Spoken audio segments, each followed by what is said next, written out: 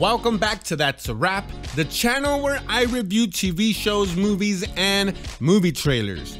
Today's movie that I will be reviewing is the Netflix original Synchronic. But before I get into this review, if you are enjoying the content, please subscribe to the channel and smash that like button. It helps my channel out tremendously. And if you haven't seen this movie, consider this your spoiler warning. Now, on to the review. If you're new to my channel and aren't familiar how I review movies, I break them up to 3 parts: the good, the bad, and the outright ugly. So let's get into it. First, the good. The good, I love the concept. I like the concept, the premise, the time travel, the use of ayahuasca. We all know from the Joe Rogan show and many other shows tell us when taking ayahuasca how it takes you to a different dimension where you feel like you're talking to aliens, similar to some kind of time travel. So I enjoyed the fact that they used designer drugs as a way to incorporate the time travel aspect for this story. I completely thought it was original. It was definitely thinking outside the box when you think of time travel. Of course, when we think of time travel, we used to think about, Back to the Future, and more recently with the time heist that we saw in Endgame. It was refreshing to see a different take on the whole time travel aspect. I definitely respected the concept and, like I said, the premise for this movie. The second part that I enjoyed about this movie was the 2 lead actors. They were great. I love the fact of I loved how they played off of each other. I enjoyed they had such good chemistry, and you believed that they were these best friends from way back, that they grew up together and have maintained a strong bond. And when they fight, because he suspects that Anthony Mackie's character took some opiates, and he obviously he hasn't told them about the tumor in his head, but it is like how friends would argue, how friends would fight. So you could tell the chemistry on set, or not even, on set, but on screen, and the way they played off of each other. I'm not familiar whether they have been in movies together or in TV shows together, but I really enjoyed the chemistry that they had. So let's get on to the bad. The bad part about this, I put the concept and the premise in the good, but the execution of that was, I don't know, I think it was underdeveloped. Along with the execution of the story, and they could have taken it and evolved it so much more. I don't understand why there were so many gaps in this movie. There was so many lulls in the storytelling that I think you could have gotten rid of those and went a little bit deeper into these time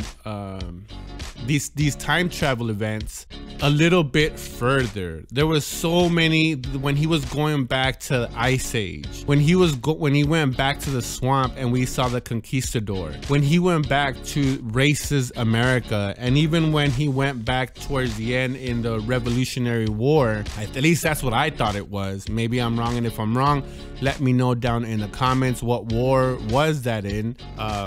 The Civil War, the freeing of the slaves, if you will. I think they could have elaborated on that a little bit more than having us, at the end of the story, the brain tumor had nothing to do with it. It was just a way to tell us that his, primordial gland or whatever was like a young person, and that's what allowed him ultimately to be able to time travel. But why even incorporate the tumor? You could have come up with a clever way. Maybe he was riding a motorcycle and hurt himself, needed a CAT scan, and they found out that it was, not as calcified as an adult, but it was, more like a genius, I guess, or maybe he was just advanced in somehow. Anyways, maybe that's the way the story was wrote, but it was written. But in that, it just came off a little weak. And the second part is, you know, just piggybacking off what I just said, the weak script. It wasn't more or less thought out like, hey, we have these two great actors, we're gonna let them play off of each other and they will carry this movie to where it needs to go. And trust me, the acting that those two actors did, Anthony Mackie and Jamie Dornan, it should be commended. It was really good acting. And again, like I said, in the good, they work well with each other. But it was just, hey, we got this script, it was, you know, and we got these great two actors that signed on to this movie, and that's all we need. I mean, even in those time travel events, they do put some effort, but like I said, it was underdeveloped. You could have had a little bit more deeper, you know, dive into it. Like, why limit him on the pills that he had? He could have brought in, you know, his friend to find his daughter and had it just felt like, so much more could have been grabbed. But I don't blame the actors, I blame the script. It just seemed too weak.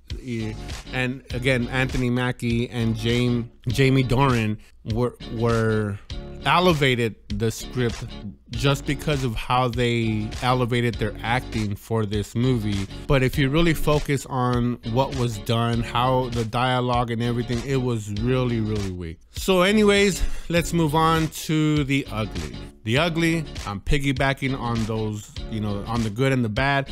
The story was so slow. The pacing was so slow that I found myself looking away. You know, I could go grab a drink from my refrigerator and come back and not miss a beat because it just lagged that much. There was just so many dialogues.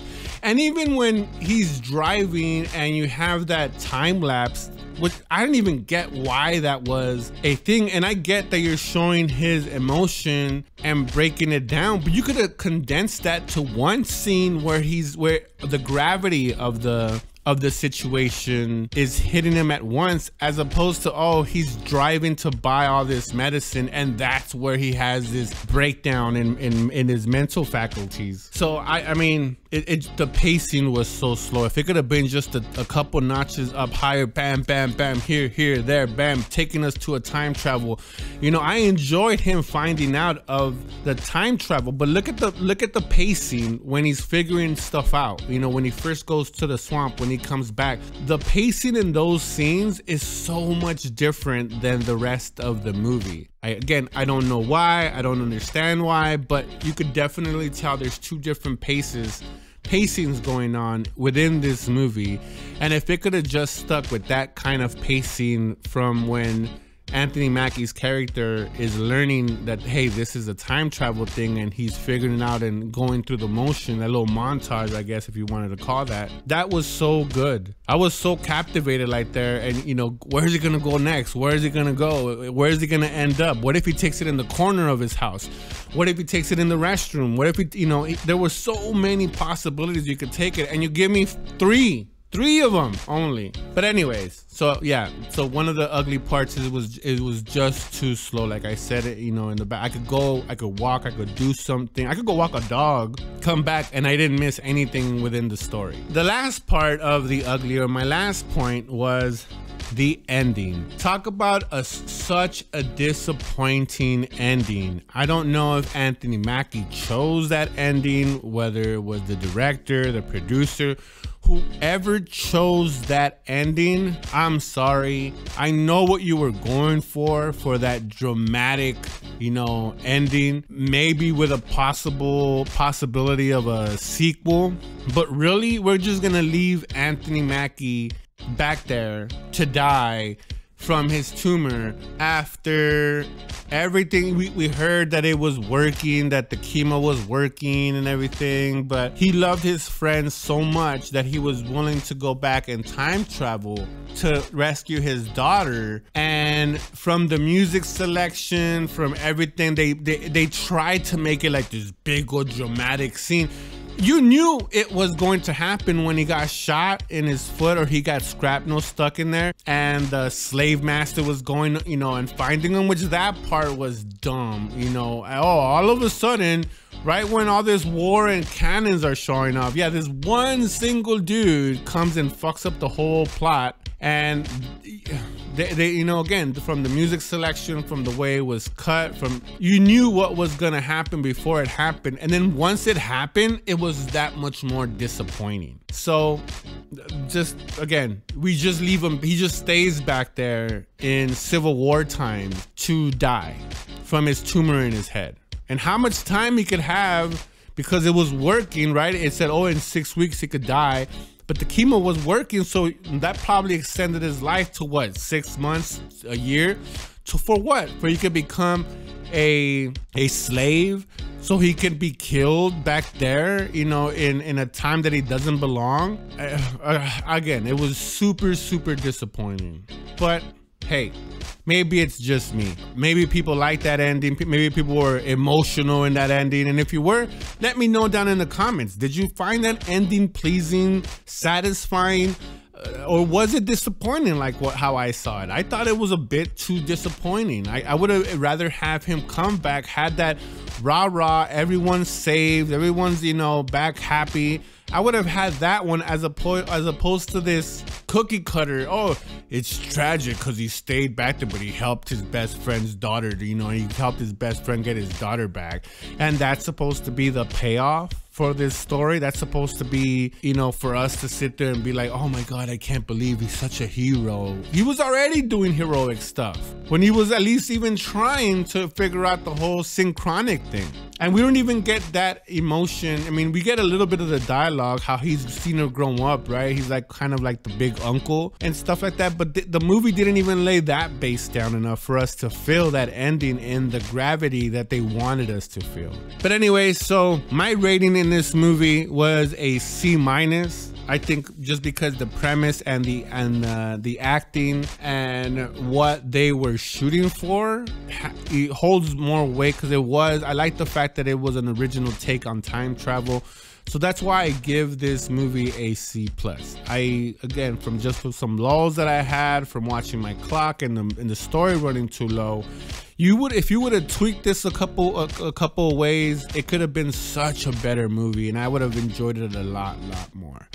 But hey, that's just my opinion and my thoughts. I would love to hear your thoughts and your opinions. Am I way off in my review of this movie?